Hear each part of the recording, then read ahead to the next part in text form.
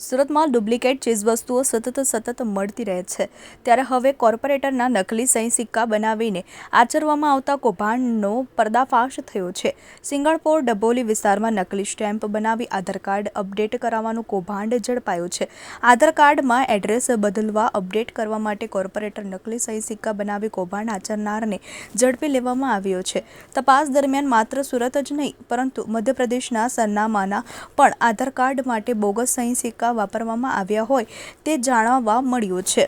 ડભોલી ખાતે રહેતા સુરત મહાનગરપાલિકાના કોર્પોરેટર ચિમન પટેલના નામના સહી સિક્કા અને નકલી સ્ટેમ્પ બનાવીને આધાર કાર્ડમાં સરનામું બદલવાનો ગોરખ ધંધો ધમધમી રહ્યો હોવાના ઘટસ્ફોટ થયો છે।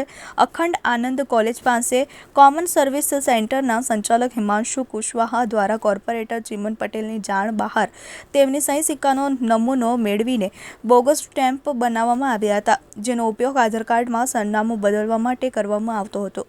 હાલમાં જ મૂળ ઓરિસ્સામાં રહેતા અને છેલ્લા કેટલાક સમયથી સુરતમાં સ્થાયી થયેલા જયંત ઘનતાઈતની સાથે કાનુકાળુ ચરણ પોલાઈ ઓરિસ્સામાં ચાલતી સુભદ્રા યોજના માટે આધાર કાર્ડમાં સરનામું બદલવા માટે હિમાંશુ કુશવાહાની ઓફિસે પહોંચ્યા હતા।